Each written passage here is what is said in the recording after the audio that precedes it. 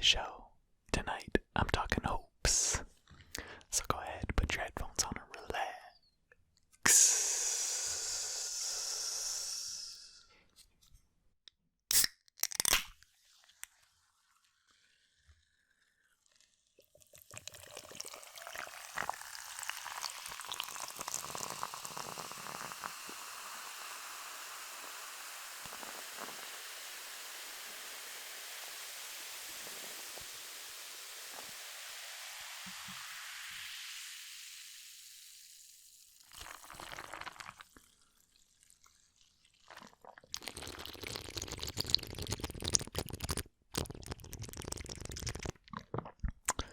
Alright, how's everybody doing tonight?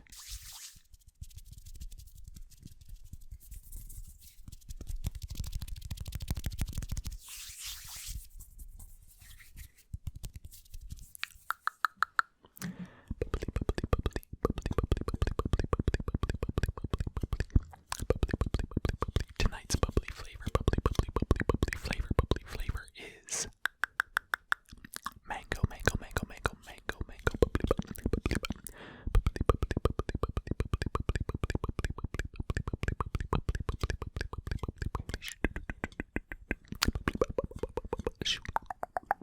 On the tab it says, hey, and on the side of the can it says, love at first.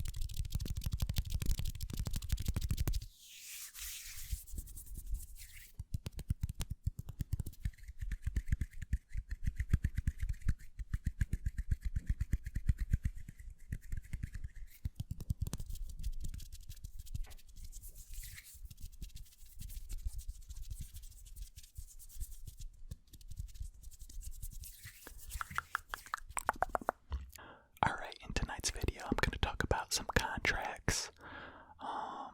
There was another big trade, some potential starting lineups, and I'm going to go over the opening night schedule, NBA schedule, and Christmas Day schedule as well.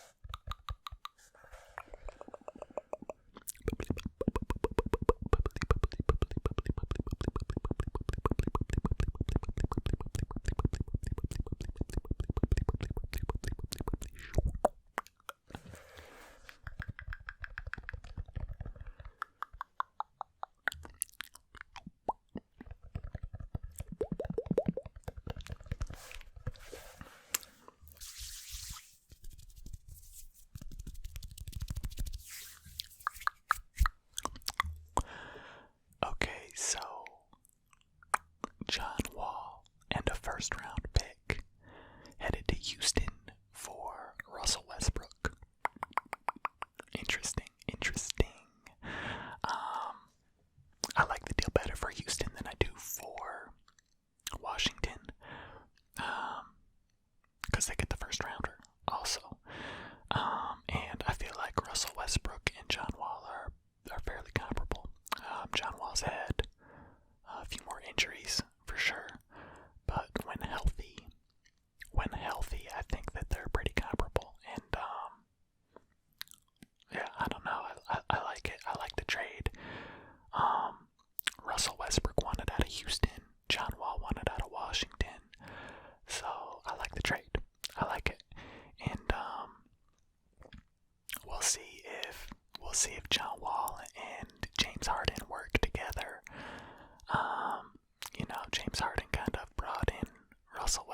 sent out Russell Westbrook, and James Harden kind of brought in Chris Paul and kind of sent out Chris Paul as well. So,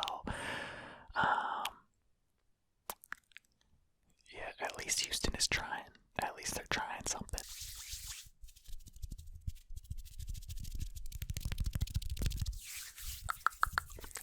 Alright, so before I get to the schedule, the opening week schedule for the NBA, let's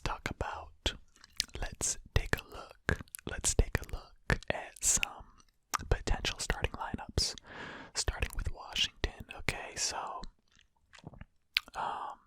let's see, you got Russell Westbrook, Bradley Beal, Rui Hachimura, Davis Bertans, and Thomas Bryant, potential starting five there in Washington. And then in Houston, you got John Wall, James Harden, Eric Gordon, PJ Tucker, and Christian Wood. Potential starting five there in Houston. The Lakers. I honestly think that the Lakers are gonna run it back if they stay healthy. Of course, that's a caveat that we're talking about. But the Lakers somehow got even better.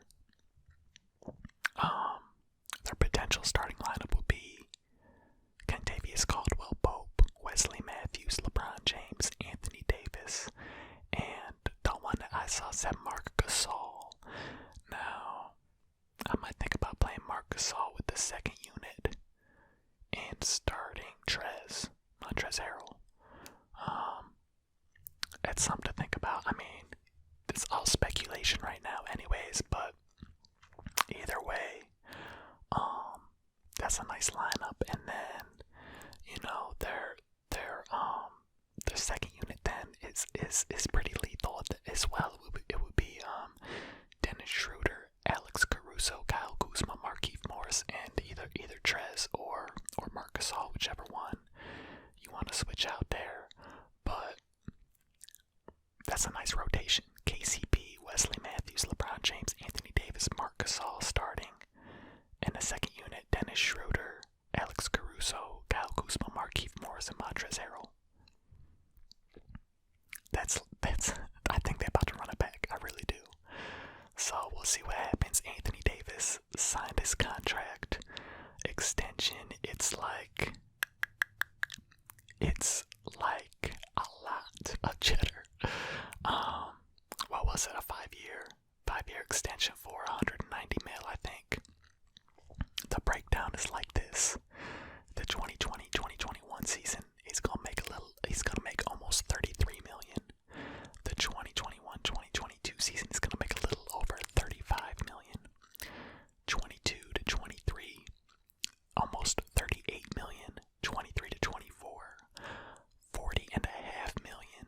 24 to 25, in which there's an player option to get out of the fifth year, $43 million. That's a lot of lettuce. That is a lot of lettuce right there. $32.7 million, $35.3 million, $37.9 million, $40.6 million, $43.2 million. Cha-ching. Crazy. And LeBron James signed his contract extension as well. LeBron agreed to a 2-year, $85 million extension, which will take him through the 2022-2023 season, in which then his son Bronny may be eligible for the NBA draft. Maybe. So that's kind of exciting to think about. What if LeBron played with his son in the NBA? That would be crazy. That would be so crazy. But yeah, that lineup for the Lake show, it looks pretty good, right? It looks pretty good. Some other noteworthy potential starting lineups for the Golden State Warriors: Steph Curry, Kelly Oubre Jr., Andrew Wiggins, Draymond Green, and James Wiseman. there at Golden State. The Charlotte Hornets drafted LaMelo Ball, right? LaMelo Ball, Devontae Graham, Gordon Hayward, Miles Bridges, and PJ Washington. Potential starting five there in Charlotte. Now the Pelicans, potential starting five could be Lonzo Ball, Josh Hart, Brandon Ingram, Zion Williamson, and Steven Adams. Phoenix, Chris Paul, Devin Booker, maybe Cam Johnson, Mikal Bridges, and DeAndre Ayton. Okay, I think Phoenix is gonna be pretty good, but I think Atlanta is gonna be even better. Atlanta's potential starting five will be Trae Young, Bogdan Bogdanovic, Danilo Gallinari, John Collins, and Clint Capella. And then what's scary about the Hawks is their second unit. Their second squad might be like Rondo, Cam Reddish, Kevin Huerter, DeAndre Bembry, and Onyeka Okongwu, or Bruno Fernando. Yeah, so I think I like the 1-2 punch. I like the 1-2 punch there in Atlanta. I think they're gonna be good.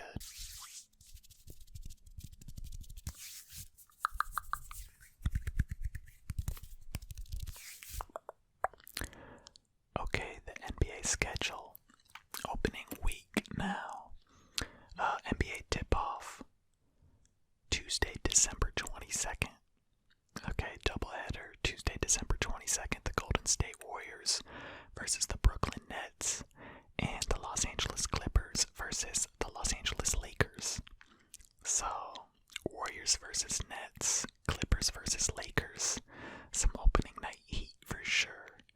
And then on Wednesday, December 23rd, you got the Milwaukee Bucks versus the Boston Celtics, and the Dallas Mavs versus the Phoenix Suns. Oh, I'm excited for that game. Boston, now Kemba Walker's going to be out at least until early January, they said. So I'm a little bit less excited for the Boston matchup. But you know, Brad Stevens, I have them guys ready to go. And but yeah, the Dallas Mavericks versus the Phoenix Suns. I love Luka Doncic. I want to see what he's gonna be up to opening game, and then the whole Phoenix squad. I'm ready for Phoenix to take the next step. Of course, that West is a gauntlet, but I'm excited for that game. Okay, and then Christmas Day, we got a good Christmas Day lineup. We got a nice Christmas Day lineup. First off, at noon, the New Orleans Pelicans are going to play the Miami Heat. Then at 2:30, the Golden State Warriors are going to play the Milwaukee Bucks.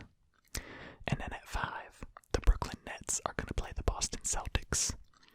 And then at 8, the Dallas Mavericks are going to play the Los Angeles Lakers.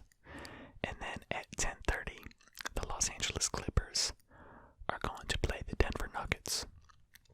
All times Eastern time zone. 12 to 35, 8 and 10:30 Eastern time.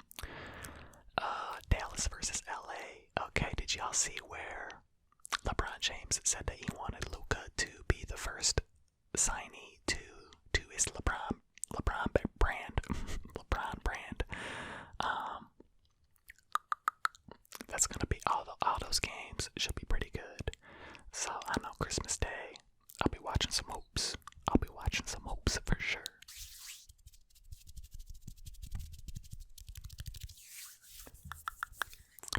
I haven't been watching too much college basketball yet, but I did see that Texas beat UNC in the Maui Invitational,